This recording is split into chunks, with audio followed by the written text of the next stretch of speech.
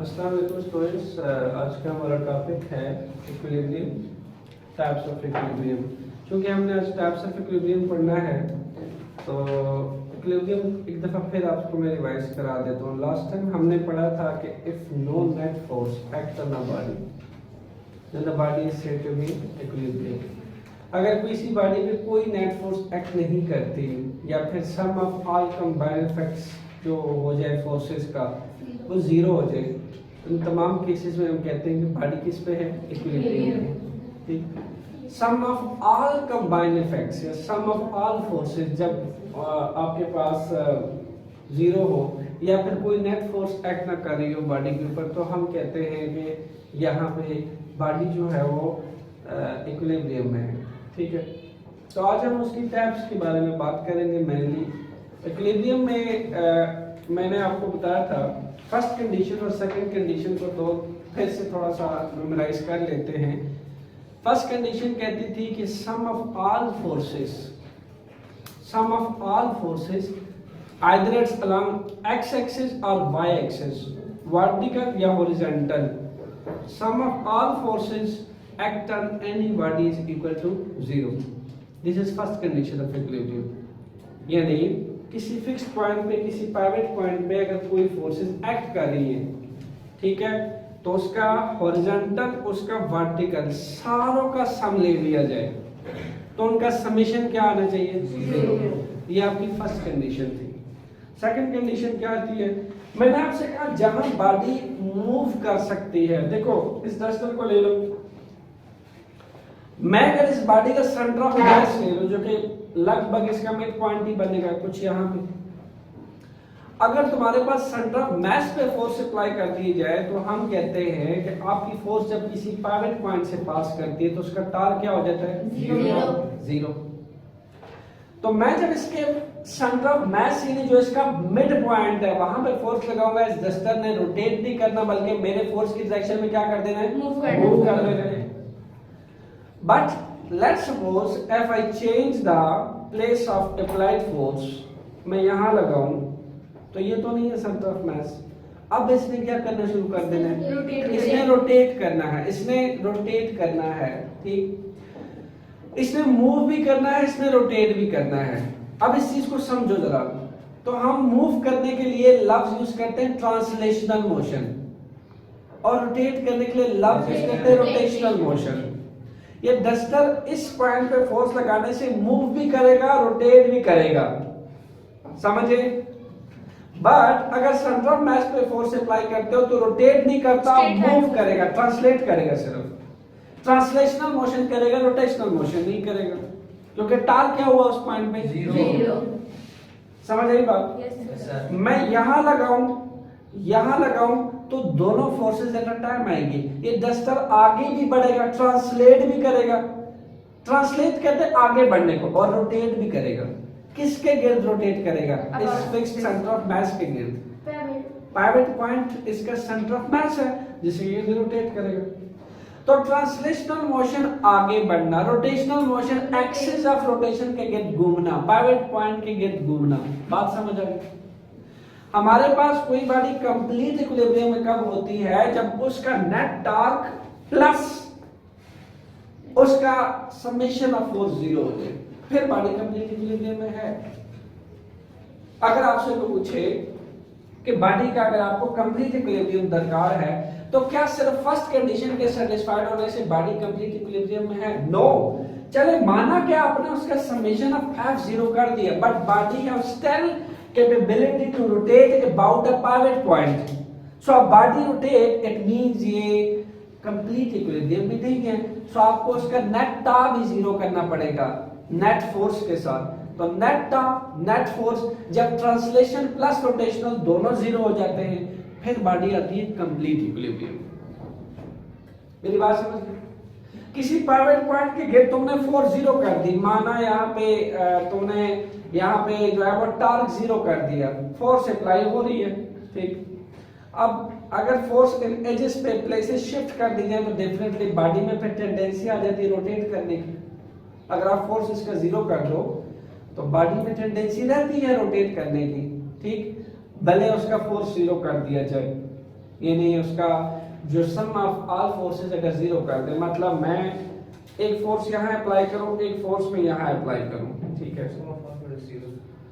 अब मैंने इसका सम ऑफ ऑल फोर्स जीरो कर दिया है, लेकिन मैं आपसे पूछता हूं अगर इस पॉइंट ऑफ कांटेक्ट में जिस पाइवट पॉइंट पे दोनों इक्वल एंड ऑपोजिट फोर्सेस लग रही हैं, अगर मैं इसको शिफ्ट करके यहां लगाऊं, now body have a tendency to rotate like that, body अब रोटेट करेगा, मतलब नेट फोर्स के साथ नेट टा भी जीरो होना चाहिए कंप्लीट इक्विलिब्रियम में रहने के लिए। अच्छा, फिर आपसे क्वेश्चन पूछा जाता है, सेम आपके टेक्स्ट बुक का क्वेश्चन है करवान का, कि can a body be in equilibrium due to a single force act on it. एक सिंगल फोर्स लगाने से बॉडी इक्विलिब्रियम में रह सकता है? No. There are equal and opposite forces everywhere. For a single force, there should be an opposite force that cancel the effect of that single force. There should be opposite force. Clear हुआ? So due to a single force, body cannot be in equilibrium because we need opposite force that cancel the effect of that force. हमें क्या चाहिए? हमें ये expression लेने के लिए याद रखिएगा हर F1 का माइनस F2 चाहिए, ऐसा वाला माइनस चाहिए जो डायरेक्शन में इसके अपोजिट हो, जो इसका इफेक्ट कैंसिल कर सके। एक सिंगल फोर्स से तुम कभी इक्विलिब्रियम नहीं ऑब्टेन कर सकते, never. That force is zero नहीं होगा। यस, आप उसकी फर्स्ट कंडीशन ही नहीं सेटिस्फाई कर सकते। एक सिंगल फोर्स का एक अपना इफेक्ट होगा जो जारी रहेगा, लेकिन उसका इफेक्ट कैंसिल करने के लिए मुझे उसका एक अपोजिट फोर्स चाहिए। इसीलिए जब हम फर्स्ट कंडीशन ऑफ इक्विलिब्रियम की एग्जांपल्स देते हैं, बुक पे पड़ी टेबल, कीज, चॉक, कॉपीज, सबको हम फर्स्ट कंडीशन ऑफ इक्विलिब्रियम से जोड़ते हैं, क्योंकि बेस्ट एग्जांपल है। टेबल पे पड़ी बुक का कुछ वेट है जो डाउनवर्ड जा रहा है, ठीक, टेबल उस पे ही एक ऑपोजिट फोर्स अप्लाई करता है, इसके नॉर्मल पे आर, जो कि ऑपोजिट होता है उसके वेट के, जिससे ये बुक, चॉक, कॉपी सब किस पे आ जाते हैं? रेस्ट पे, इक्विलिब्रियम। यानी first condition of equilibrium satisfied हो जाती है, ठीक। तो मैंने आपसे कहा कि बॉडी को कंप्लीट इक्विलिब्रियम में रहने के लिए दोनों कंडीशंस का सैटिस्फाइड होना, फर्स्ट और सेकंड सैटिस्फाइड होना जरूरी है, क्योंकि बॉडी का अगर समेशन ऑफ एफ आप जीरो कर दें, समेशन ऑफ टा उसमें रहता है, दैट नॉट बी जीरो। अगर आप उसको भी जीरो कर देते हैं, फिर रहता है बॉडी कंप्लीट इक्विलिब्रियम में। दोनों शर्तें पूरी होनी चाहिए, ये भी जीरो और ये भी जीरो होना चाहिए। This is the conditions to keep the body in complete equilibrium. अब बॉडी कंप्लीट इक्विलिब्रियम है।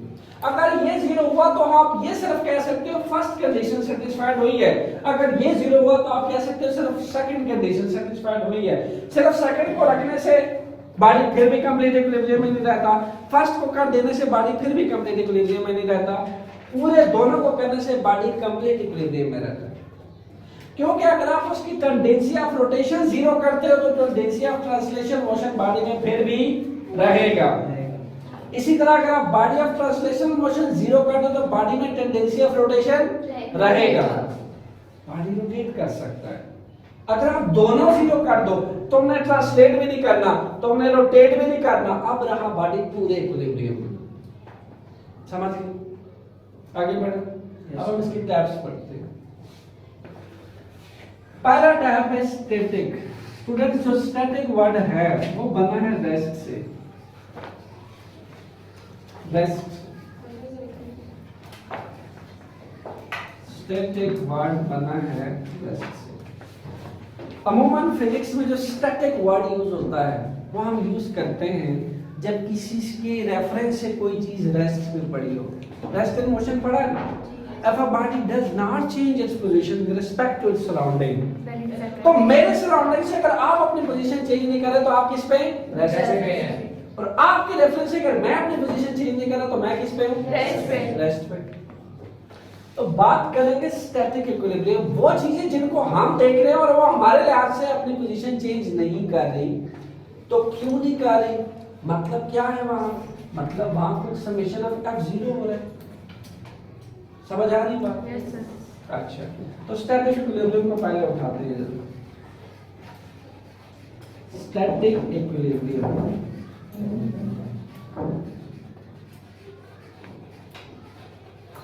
बहुत सिंपल, जो चीजें मेरे रेफरेंस से अपनी पोजीशन चेंज नहीं कर रही, रेस्ट पे जरा इस रूम में टेबल में पड़ी बुक्स दस्तक की सब कुछ देखो आप क्या हो रहा है। सिंपल, वो क्यों अपनी पोजीशन चेंज नहीं कर रही। हम एग्जांपल ले लेते हैं किसी भी पड़ी एक किसी भी ऑब्जेक्ट की, ठीक है। ये ऑब्जेक्ट पड़ा है जो टेबल के ऊपर पड़ा है। सिंपली क्या हो रहा है, इसका कुछ वेट है जो इसके सेंटर ऑफ मास से, देखो हम वेट है मास है वो हम सेंटर से लेंगे, क्योंकि आपने पढ़ लिया है सेंटर ऑफ मास, जहां पे एंटायर मास बॉडी का कन्फाइंड हो जाता है एक पॉइंट पे। तो मैं मान रहा हूं कि जो ये ऑब्जेक्ट पड़ा है इस टेबल पे, इसका एंटायर मास कन्फाइंड हुआ है इस पॉइंट पे, तो इसका वेट भी मैं इसके सेंटर ऑफ मास से लूंगा जो कि सेंटर ऑफ ग्रेविटी कहलाएगा। तो ये रहा W। लगभग मान लो कि ये 2 न्यूटन का लग रहा है, तो टेबल अब क्या करेगा, टेबल कंप्लीट 2 न्यूटन का इक्वल मैग्नीट्यूड में फोर्स लगाएगा, बट इसके ऑपोजिट लगाएगा, ठीक। वो भी सेंटर ऑफ मास से लगाएगा, इसके ऑपोजिट। इस फोर्स को नॉर्मल और परपेंडिकुलर फोर्स पे, इस फोर्स को नॉर्मल कह सकते हो, रिएक्शनल कह सकते हो, ठीक।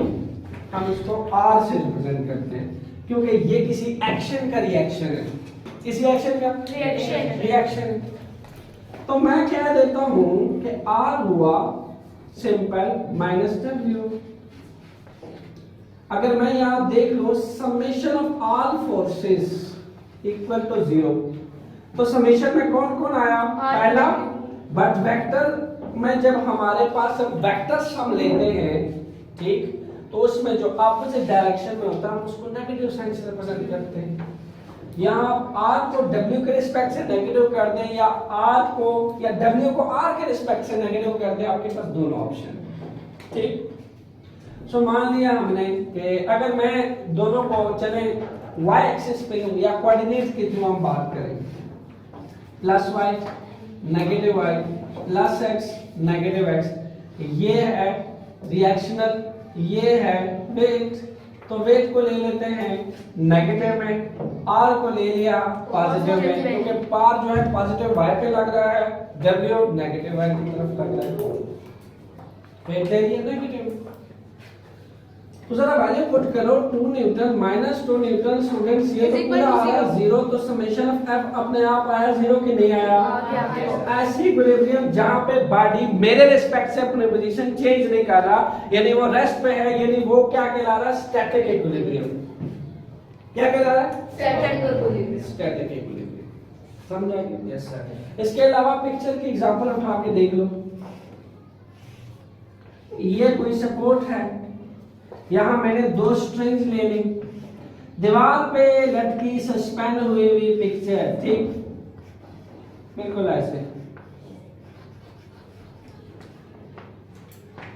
हमने जाना है कि जो इलास्टिक टाइप स्ट्रिंग्स होते हैं या थ्रेड्स होते हैं उनमें होती है टेंशन, जो कि वेट के इनवर्ट लगती है, वेट के ऑपोजिट लगता है। टेंशन याद रखिएगा, हमेशा टेंशन फोर्स वेट के ऑपोजिट लगती है। तो वेट कहां होगा, इस पिक्चर का होगा। कहां होगा, इस पिक्चर के एंटायर मैस में होगा। एंटायर मैस कहां होगा, बिल्कुल इसके सेंटर में होगा। इसके सेंटर से मैं एक वेट उठाऊंगा W, ये रहा। अब टेंशन कहां होगी, इस वेट के ऑपोजिट, किधर किधर होगी, इसमें भी 2 स्ट्रिंग तो 2 टेंशन, तो पहला टेंशन T1 बोल दिया, दूसरा टेंशन T2 बोल दिया। अब दीवार पे लगी ये पिक्चर बिल्कुल बैलेंस नजर आ रही है मुझे, यानी स्टैटिक है, क्योंकि मेरे रिस्पेक्टिव अपनी पोजीशन चेंज नहीं कर रही। तो क्या मैं इसको ट्रांसफॉर्म कर सकता हूं स्टैटिक इक्विलिब्रियम? यस। कैसे? इसका समेशन ऑफ F देखते हैं स्टूडेंट्स। ये लग रही है नेगेटिव y में, ये दोनों लग रही है प्लस y में, तो ले लेते हैं summation of F equal to 0। Sir इसका फ्यूजन F और फ्यूजन ऑफ रॉ फ्यूजन होता है तो इक्विलिब्रियम में है ना जी। फ्यूजन ऑफ फोर्स का और फ्यूजन ऑफ रॉ फ्यूजन होता है तो इक्विलिब्रियम में। जी बिल्कुल, डेफिनेटली। तो आपके पास यहाँ पे T1 प्लस T2, ठीक, ये पॉजिटिव y की तरफ लग रही है। लुक, ये लग रहा है T1, ये है T2, पॉजिटिव y की तरफ लग रही है, और इसका वेट पिक्चर का एकदम नीचे आ रहा है, नेगेटिव W इक्वल टू 0। तो मान लें कि ये है आपके पास 5 Newton, this one is 5 Newton, और पूरा 10 न्यूटन वेट है पिक्चर का। तो ये 5 न्यूटन जो है ये उठाए हुए है इस पिक्चर को प्लस साइन के साथ, -10 न्यूटन का वेट नीचे एक्ट्रैक्ट कर रहा है, तो 10 - 10 पूरा आया है 0। मतलब ये पिक्चर पूरी तरह समेशन ऑफ F को होल्ड कर रहा है, स्टैटिक इक्विलिब्रियम। समझ आ गया? मेरे रिस्पेक्ट से जो चीजें अपनी पोजीशन चेंज नहीं कर रही, जो चीजें रेस्ट पे है, वो स्टैटिक इक्विलिब्रियम में है। क्योंकि मेरे लिए रेस्ट में कौन सी चीज रह सकती है जिसको मैं देखता रहूं अपनी पोजीशन चेंज ना करे, चीज रेस्ट पे है। और जिसके लिहाज से मैं अपनी पोजीशन चेंज करूं वो मोशन। तो मेरे लिए स्टैटिक इक्विलिब्रियम में वही चीजें हैं जो अपनी पोजीशन चेंज नहीं करती। तो जो अपनी पोजीशन चेंज नहीं करती उनका नेट फोर्स 0 आ रहा है मेरे पास। हमने 2 एग्जांपल्स करके देखे। अच्छा, अब हम थोड़ा सा आगे बढ़ लेते हैं डायनामिक इक्विलिब्रियम। अच्छा, याद रहे आपको इन दोनों एग्जांपल्स के साथ जब वो स्टैटिक पे है तो इनके जो नेट टा है वो भी 0 आएंगे, नेट फोर्स भी 0 आएंगे दोनों, क्योंकि पूरी कंप्लीट इक्विलिब्रियम में। समझ गए?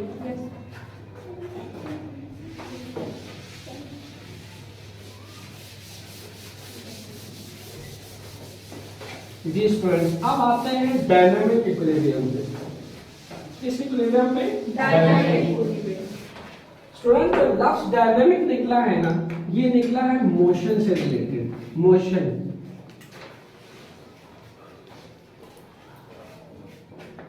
अब मोशन कैसी होती है? वही बात, जो चीज मेरे रिस्पेक्ट से अपनी पोजीशन चेंज करती हो वो मोशन में है। मैं यहाँ खड़ा 10 किस्म के ऑब्जेक्ट्स को देख रहा हूँ, वो 10 के 10 ऑब्जेक्ट्स मेरे रिस्पेक्ट से अपनी पोजीशन चेंज कर रही हैं, तो motion, they are in motion with respect to me. ठीक, similarly if something changes position with respect to you, then it is in motion, you are at rest, everything is relative to each other। ठीक, मैं आपको देख रहा हूँ, आप change हो रहे हैं, आप मोशन में, मैं आपके रिस्पेक्ट से चेंज हो रहा हूँ, तो फिर मैं मोशन में। ठीक हो गया? तो डायनामिक वर्ड रिलेट करता है मोशन, डायनामिक।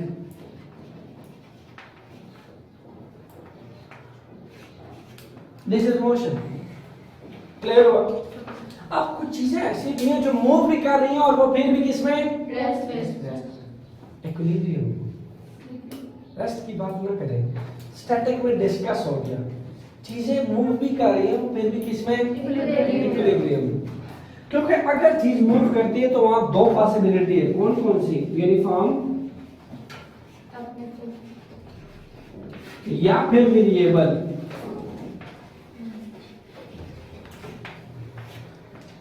या मोशन यूनिफॉर्म रहती है या फिर वेरिएबल रहती है। ठीक, अगर मोशन यूनिफॉर्म हो, यानी ट्रांसलेशनल मोशन, चीज आगे बढ़े, यूनिफॉर्मली बढ़े, एक जैसी रफ्तार हो उसकी, एक जैसी हरकत कर रहा हो बॉडी, तो हम बोलते हैं यूनिफॉर्म मोशन। लेकिन समय के साथ साथ, वक्त के साथ साथ वो अपने मोशंस को कम ज्यादा करता हो, तो ऐसी मोशन वेरिएबल कहलाती है। ठीक है, अब हम किस टाइप की मोशन को डायनामिक इक्विलिब्रियम बोलते हैं? जो यूनिफॉर्म हो, एक जैसी। यार यूनिफॉर्म से याद आया, आपको जब कहा जाता है कि आप जब एडमिशन लेते हैं और आपको कहा जाता है कि स्कूल का यूनिफॉर्म ये है, तो पूरा स्कूल एक सिंगल यूनिफॉर्म में आता है, ऐसे ही? Yes sir. तो यूनिफॉर्म क्या होगा? एक जैसा मोशन। ये जिसके साथ लगा दिया जाए उसका मोशन भी फिर कैसा होगा? एक जैसा। यूनि कहते हैं एक, फॉर्म कहते हैं फॉर्मेशन, बन जाना, एक जैसी मोशन बनना। यूनिफॉर्म बनना, एक जैसी मोशन बनना। तो जो चीजें यूनिफॉर्म रहती हैं, हरकत में, उनको हम लिंक कर देते हैं डायनामिक इक्विलिब्रियम्स। सर वेरिएबल को नहीं देंगे डायनेमिक नहीं, वेरिएबल तो वो चेंज कर रहा है अपने आप को, जहाँ चेंज आएगा उसको तो आप वैसे भी इक्विलिब्रियम से नहीं लिंक कर सकते। हाँ, तो form- Change can never be linked with equilibrium. Only the constant. दो ही तो चीजें हैं, देखो only two possibilities, या रेस्ट या फिर कांस्टेंट। कांस्टेंट मतलब यूनिफॉर्म, तुम कांस्टेंट यूनिफॉर्म या फिर रेस्ट इसको लिंक कर सकते हो, कहां से? इक्विलिब्रियम से। बट कभी भी आप वेरिएबल को लिंक नहीं कर सकते, तो वहां चेंज आ रहा है। जब चेंज आ रहा है तो आपके पास समेशन f0 आ सकता है ऐसे सिचुएशन में? नेवर। चेंज में नहीं आ सकता, कांस्टेंट में आ सकता है, रेस्ट में आ सकता है। अच्छा, तो आपके पास जो डायनामिक इक्विलिब्रियम में अगर आपके पास सेवरल फोर्सेस जो है एक्ट कर रही हो बॉडी के ऊपर मूव करते हुए, अब वो मोशन में है, सेवरल फोर्सेस एक्ट कर रही हो जब वो मोशन में है, और प्लस उसका जो नेट टॉर्क अगर आपके पास जीरो हो, तो फिर हम बोलते हैं डायनामिक इक्विलिब्रियम।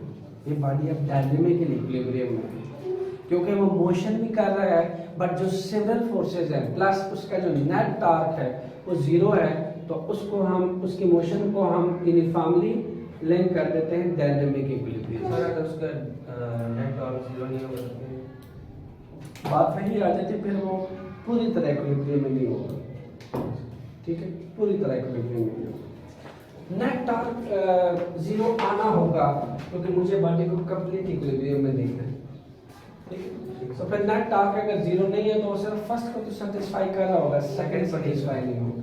ठीक, फिर हमने डायनामिक इक्विलिब्रियम की सब टाइप्स हैं, ये वाली नंबर 1, इसको बेशक 1 कह दें, ये सब टाइप्स हैं, इसको बेशक 2 कह दें।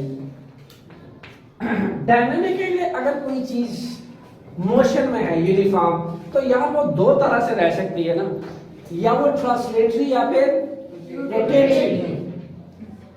समझो, जरा फील करो बात, आपके इर्द गिर्द कितनी चीजें हैं जो रोटेटरी रहती हैं डायनामिकली, और कितनी चीजें हैं जो ट्रांसलेटरी रह रही है डायनामिकली, कांस्टेंट रहती है। कैसे?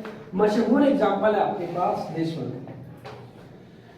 पैराट्रूपर्स जो होते हैं, जब किसी हाई से कई सौ किलोमीटर से आप अर्थ से ऊपर जब उनको छोड़ा जाता है, क्या होता है? इनिशियली जैसे ही वो अपनी जगह छोड़ते हैं लैंड करते हुए, तो होता क्या है कि यहां बहुत सारे एयर फ्रिक्शन होती है। ठीक, यहां से ग्रेविटी जो है उसको नीचे खींचती है, under the effect of gravity वो नीचे फॉल करता है। प्लस ये जिस मीडियम में यानी जिस एयर में से होके आ रहा है नीचे की तरफ, पैराट्रूपर जो है, ये दो फोर्सेस एट अ टाइम इस पे एक्ट करती हैं। कौन सी बता? एक इसका एयर फ्रिक्शन और प्लस इसका वेट जो ग्रेविटी की वजह से अट्रैक्ट हो रहा है। यानी वही एग्जांपल हो रही है बुक के टेबल पे पड़ी वाली।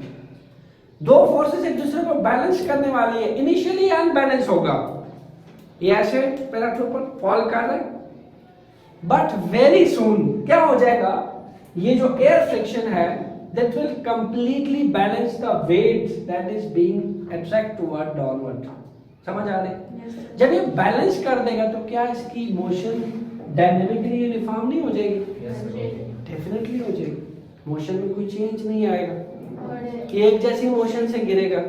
तो फिर हमने उसको लिंक कर दिया कि ये मोशन में तो है बट ट्रांसलेशनल इक्विलिब्रियम में है, सीधा स्ट्रेट आ रहा है, रोटेट थोड़ा ही कर रहा है पैराट्रूपर्स, ये तो स्ट्रेट ट्रांसलेशनल मोशन कर रहा है, बट कैसी कर रहा है? कांस्टेंट कर रहा है, चेंज नहीं आ रहा, क्योंकि फोर्सेस ने एक दूसरे के इफेक्ट को कैंसिल कर दिए, बैलेंस कर। बैलेंसिंग का नाम है इक्विलिब्रियम भाई। जब सेवरल फोर्सेस तुम्हारे तमाम तर इफेक्ट को जीरो कर दे, बैलेंस कर दे, उसी को बोलते हैं इक्विलिब्रियम। यहां लग रही है फोर्सेस, यहां एक मीडियम है जिसमें से होके आ रहा है, इसको एयर कहते हैं। क्या एयर अपने आप ही इसको कहेगा आजा, गिरने देगा? Never ever. आप जब किसी कार में बैठे थोड़ा सा हाथ निकालते हैं, जब आपका कार हाई स्पीड में होती है तो क्या आपके हाथ को हवा पीछे नहीं धकेलती? तो क्या इस पर्सन को हवा ऊपर की तरफ नहीं धकेलेगी? धकेलेगी, इसको पुश करेगी, ऐसे उठाएगी इसके वेट के अगेंस्ट। तो वेरी सून इसको हवा ऐसे उठाएगी, इसका वेट डाउनवर्ड होगा, ये दोनों ऐसे एक दूसरे को बैलेंस कर देंगे। तो ये जो पैराट्रूपर्स है पूरा लिंक हो जाएगा डायनामिक ट्रांसलेशनल इक्विलिब्रियम के साथ। मैंने फिर से कहा, चीज स्ट्रेट जाए ट्रांसलेशन, चीज रोटेट करे रोटेशनल। अब यहां ट्रांसलेशनल हो रहा है सिर्फ, paratroopers not rotate about its axis, it only do a straight motion toward the centre of the earth. Clear हुआ? यहां क्या हुआ, यहां जस्ट जो एयर फ्रिक्शन है उसने बैलेंस्ड कर दिया। ओ भाई, एयर फ्रिक्शन में तो एक फोर्स लगाएगी इस पे, अप लेफ्ट वाली फोर्स। ये अगर वेट आ रहा है तो वहां से अप लेफ्ट फोर्स आएगी। समझ आ गई? इसको चैप्टर 7 में आप पढ़ने वाले हो, up thrust force, up left force. आप जब किसी मीडियम में मूव करते हो, जैसे कि एयर में मूव कर रहा है, तो वो मीडियम आपको ऊपर उठाने वाली फोर्स लगाता है आपके ऊपर। जैसे पानी में कुछ चीजें सिंक कर जाती हैं, जैसे चीजें ऊपर आ जाती हैं, तो पानी किसी चीज का अप थ्रस्ट फोर्स, पानी का अगर किसी चीज के वेट से बढ़ जाए तो पानी में वो चीज ऊपर आ जाती है, लेकिन अगर अप थ्रस्ट फोर्स कम पड़ जाए, वेट ज्यादा हो जाए, पानी में सिंक कर जाती है।